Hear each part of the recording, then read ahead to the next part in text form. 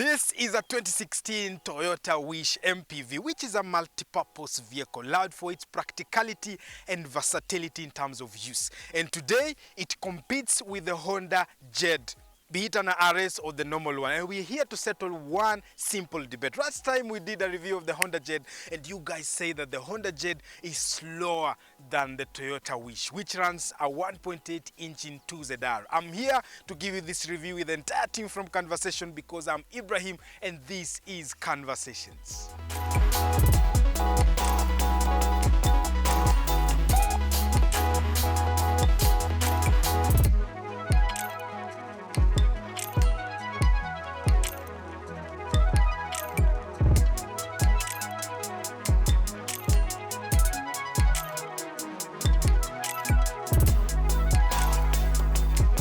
Hold up, before you guys continue, I wish to put a humble request out to you.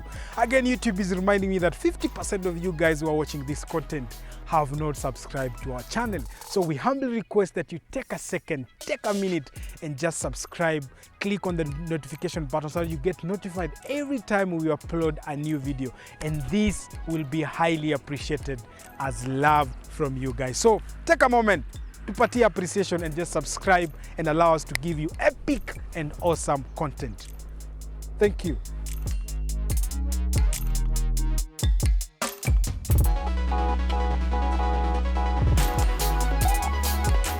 On this generation of the Toyota Wish, you only get two engine options. The first engine is the legendary 1.8 liter or 1800cc 2ZR with dual VVTi that Toyota calls Valvematic. And the other engine is a 2-liter engine, which is the 3ZR engine. You only get those two on this platform. This particular car is running the 2ZR, which is a 1800cc of engine displacement, putting out around 146 horsepower and 176 Newton meters of torque, which I think is enough to propel you guys from Nairobi all the way to Homa Bay in a lightning speed. What are the transmission options that you get on this generation of the Toyota Wish? Again, previously they said you can get a 4-speed auto on this, but if you're importing this car from the Japanese market or the Singapore market, you only get a CVTi, which Toyota calls the Super CVT 7. And the 7 stands for programmed set of gears on the CVT that gives you like an automated shift up to 7 gears to give you a very good and epic fuel economy.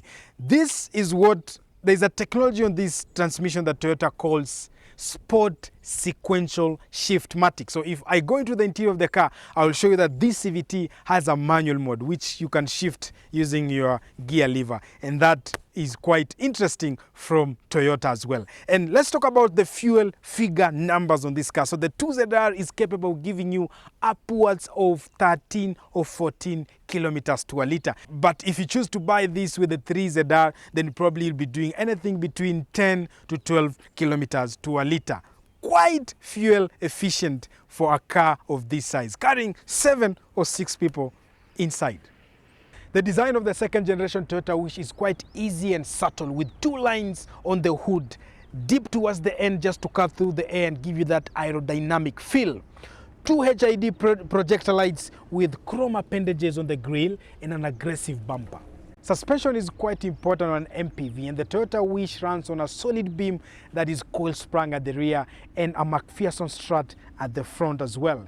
It runs on size 15 wheels and original Toyota alloy rims. Disc at the front and disc at the rear to just give you perfect stopping distance.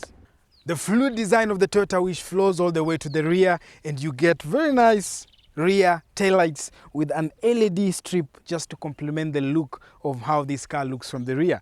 Easy, nothing much going on here. I've talked to you about the Valvematic system, which is a variable system, variable valve timing system by Toyota. One thing that people love about the Toyota Wish is its practicality, and that can only be shown practically. So, of course, Toyota doesn't believe in luxury, so you won't get an electronic tailgate. But here you go, with the third row of seats folded, you get a big and humongous boot space to just give you the practicality.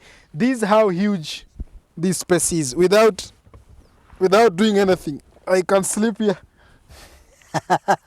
And that is not all. If you think this is enough, let me fold up the second row of seats and turn this car into a mini pickup.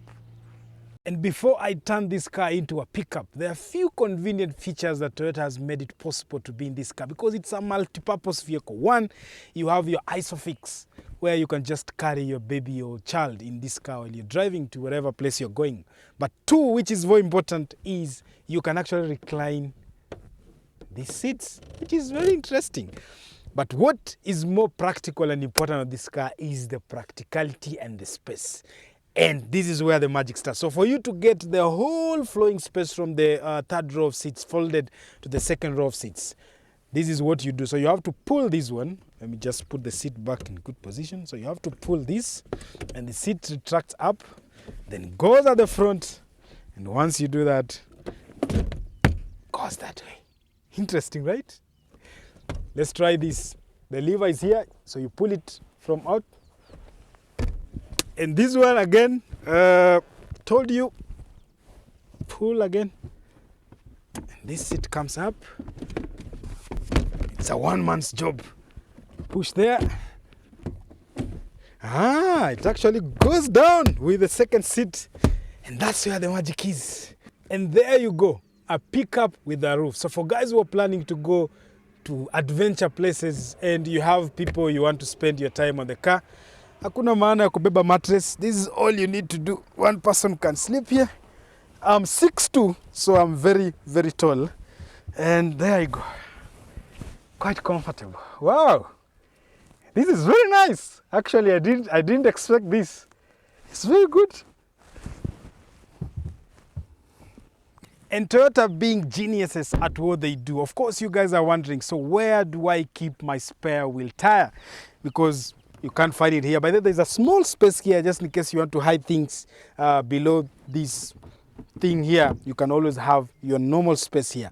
The spare wheel is hidden under the boot. So it's a floor-mounted spare wheel. Again, quite convenient and versatile for this MPV. And this is a Japanese import, so it does not look as fancy as the one you will import from, let's say, another market like Singapore. If you get one from Singapore, it has a 5-piece body kit that just makes this car look awesome.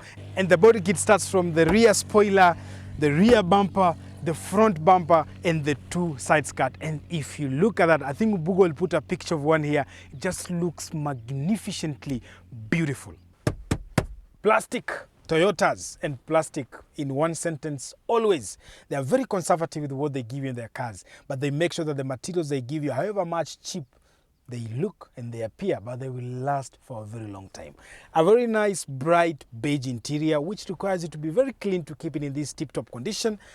A dash-mounted shifter, which again is convenient and easy to access, but I think I prefer more the one that will be here. You have your handbrake, foot. Is it a handbrake when it's foot? Oh, foot brake. So you have your foot brake there and your very easy climate control panel here with tactic buttons that just make the experience look nice and awesome. You have a fake carbon fiber going on here, but the setup has been designed well for you to just swap in an Android radio and enjoy nice and quality music. Let's talk about the storage compartment that you find when you're buying this particular car. The glove compartment is quite big and accommodates a lot of space. You have your driver's cup holder here, and Toyota being Toyota, the passenger, you guys asking where is it's hidden here, and you pull it like that and you have the cup holder there. I think that is for the passenger, which is quite nice and easy, so you tuck it in once you're done. People prefer having a resting point here, but Toyota being Toyota, because they are running what you call captain seats at the front, so they've given you this, which still is not bad as well. Then you have your phone storage space here, or anything you want to store here, private stuff, which is quite easy. One thing that I don't like about the whole of this setup is your door bins. They are quite small. You probably have not carried my bottle today, but you cannot fit here anything serious. But Toyota being Toyota, you guys will still buy it. Plus, it doesn't make a big difference. Keyless entry start and stop button, which just makes this car again just have an extra feel of good vibes. You have an analog cluster with a very small digital thingy going on there from Toyota, which probably will just show you the kilometers, the mileage, and what you're running. Anything from that, nothing much to talk about in this car. And the only thing that has remained, by the way, which we need to confirm and settle the debate, and I'm going to invite Mbug on this one, is we need to drive this car and just feel how does it handle on the road? How does it feel to drive the 1800cc 2ZR engine? How is the power? How does it accelerate from 0 to 100? Does it outshine the Honda Jade that we did before? Can we settle that? Twende kazi.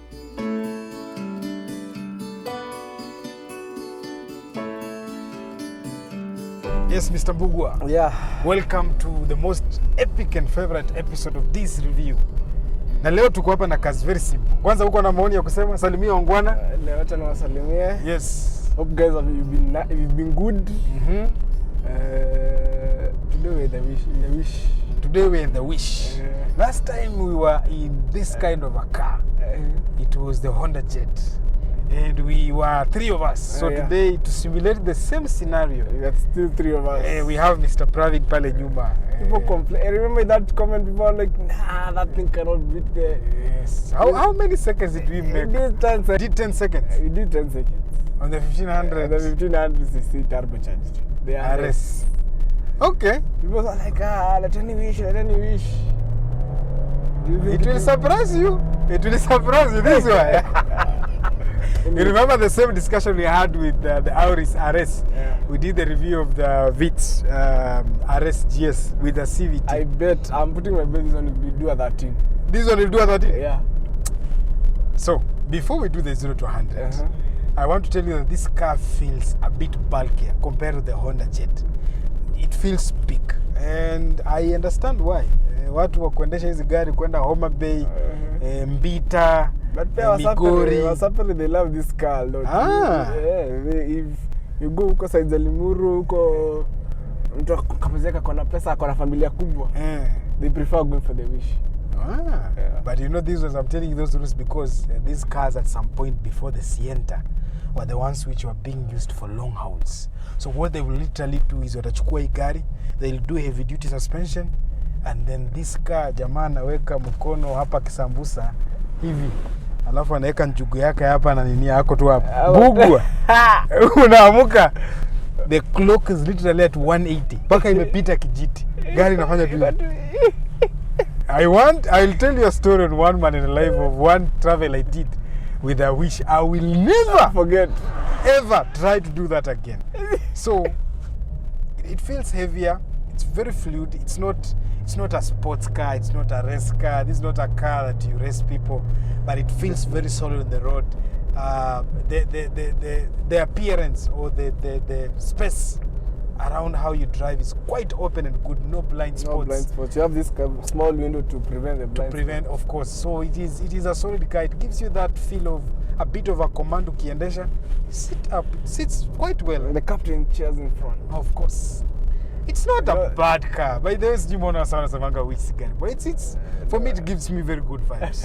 Of course, the producing dashboard towards us. I don't know. Some of wish is really just it is in own class. Na kwa weird kivyake. Lakini kiko sawa, then gear lever iko hapa kwa dash. So ukiweka tu mkono hapa juu you can access. Unaona mahali mkono iko. It's easy and straightforward. I enjoy driving the Wish. It's not a car you will take into corners and do weird stuff, but I feel the suspension is good. It's actually very, very, very good. It's surprisingly good to the attention that I expected, but it's very solid. Na imeshika ground poa, but hii gari si ya kupiga nayo makona. Hii gari si ya kupiga nayo makona. So, tuache story mingi ya plastic. Tufanye what has brought us here. But it's Toyota plastic. Just to reform it, it's Toyota plastic, so definitely it will last for long. Yes, but it's very cheap. It's very cheap. So mimi naona tuache waste time, Mr. Mbugua. We'll do the 0 to 100. Can we execute it here? Does it look open enough to do it? Definitely. Sawa mzee. So Mbugua, are you ready? I am ready. So before we do this, let me just deactivate eco mode. Okay. Because that's here in sports. But you remember I told you this is what we call the sports sequential gearbox. No, okay. Sequential shift. Is it a gearbox? It is a CVT with a 7-speed sports sequential shifting mechanism called shift-matic. Inafaa kupatia hiyo simulation. Yeah, automatic. Of which imeprogrammed, it has been programmed quite well. So I want to try doing it in manual this time round. Okay. You ready? So tumetoa eco mode, hatuna sports, tumeweka kwa manual. Are you ready? We launch this? We are ready. Let me see how the CVT on this one will launch. 1, 2, 3, 20. Okay. Come on. I love it. 100. How many seconds? 12.26 seconds. 12.2. Now let me try this in auto. I feel I was probably shifting slowly. Let me allow the computer to do something. Okay. Are you ready to try this? 12.26 seconds. Yeah. In automatic mode now. Are you ready, Bugwa? In 1, 2, 3, go. Feels good. 40, 60, 80, and 100. 11 seconds. 11 seconds. 11 seconds. 11.02 seconds. Yes. So now I know guys are wondering, where is our scientific tool for measuring speed? And because we did the Honda Jade using this method, we felt it is fair now for us to do it the same way. Exactly. But now we are going to do it scientifically, just confirm whether... For the both Honda Jade and the wish, and then we'll confirm the numbers, correct? But 11 seconds, okay. Me, I'm telling you, I'm loving this car. Kanamuka, there's 2 sedan, 142 HP, 176. The trick is the gearbox. Of course, the gearbox is good. I love it. The gearbox is the gearbox. I love it. Finally, what I wish walikuwa right. Imagine this is an 1800cc, no turbo, no nothing. Come on, with a CVT. Remember, enough, it's faster than even the Auri in the. Of course, the Auris RS. Yes, it's faster, but the Auris RS was a manual, so we can say the shifting there, human error, two-wheel drive. Okay, these are two-wheel drive, that was a two-wheel drive. This is heavier, but it's running the same engine, that's why I'm saying it begs the question, why? I think a CVT Auris probably will be faster than the manual one. Yes. And to be specific, this particular CVT, because kuna ile CVT ingine the previous generation. Yeah. This one is more tuned for the sport. Anytime you hear CVT with a name sport somewhere, Either way, it is still whining too much. So, Mbugwa, they said to return the grading system. Are you buying the Toyota Wish or are you buying the Honda Jade? My bet is on the... For looks, yes, Honda Jade. For practicality and use, I'll go for this one because the Honda Jade was 6-seater. This one unaweza msoya hapa katikati. Yes, these are 7-seater. But also the Honda Jade, the seats, all of them kutoka hapa mbele hadi nyuma wa captain seats. Yeah, correct. My God, man, for me it's the Honda Jade any day, any time. But in terms of ground clearance, familiarity, I don't know. The Honda Jade, of course, looks good. Definitely, because this is a Toyota, for me, I'll give it a 9.5 actually. 9.5. Reliability, practicality. Hapo kwa kona sasa ndio naogopa. Unlike the Honda Jade.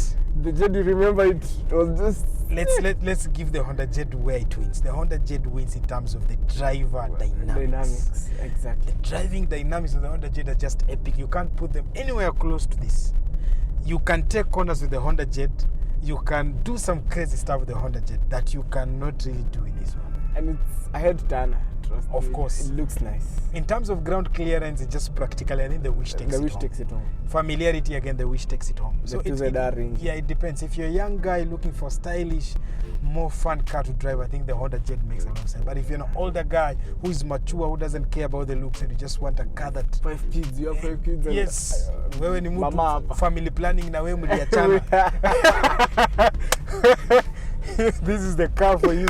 This is the car for you. So without further ado, let's do value for money. Value for money. Yes, and talk about the pricing that you'll get against the Honda Jade compared to this Wish. And then we see what actually makes sense.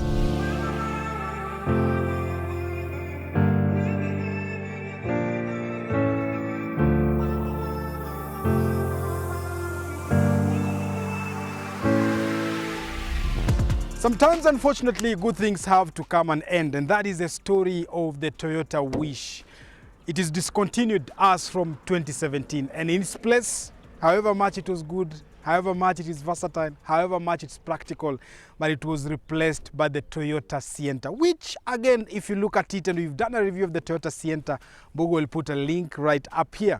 It's still one of the best car ever produced from Toyota, capable of doing anything or everything that the Toyota Wish produced. And so let's talk about two very important things. The first one is value for money. The second one is the competition that the Toyota Wish is standing against. So this car directly competes currently in the Kenyan market space between two cars. One is the Honda Jade, and the next one is the Mazda Primacy. Of course, the Honda Jade came to replace the Honda Stream, which was one very capable and practical MPV as well. So between this and the Honda Jade, this car trades currently at anything between 1.8 all the way to 2 million, depending with the spec, depending with the condition, and depending with which market you imported this car. And the Honda Jade as well is trading anything between 1.8 as well to 1.9, 1.95. Again, based with the spec and what you're getting. But the unique differentiating factor between these two cars is this one runs a 1,800 naturally aspirated engine, the 2ZR, or the 2-liter, again, naturally aspirated engine. But the Honda Jade runs a 1,500 turbocharged engine from Honda, which is capable and quite agile when it comes to just acceleration and driving. And the other option that you get on the Honda Jade is a hybrid 1,500cc engine as well. Which brings me to the last question that I'm putting out to you. And I need answers on the comments, please. The question is, would you rather stick with the familiar territory of what Toyota has been giving us? Because the 2ZR and the 3ZR engine are quite reputable and they have a history in the Kenyan market space. Or be adventurous and slide all the way to the Honda Jade side, where you will get the 1,500cc turbocharged engine or the 1,500cc hybrid engine from Honda, which again is quite reliable. It's new, but quite reliable and agile. So tell me, what are your thoughts? As for me, I don't know. I'll let you guys help me answer. And that's all from the entire team at Conversation. Again, I remind you, my name is Ibrahim Toloi, and check you or meet you on Sunday for a Kanisa edition with, of course, your favorite Papa Askofu.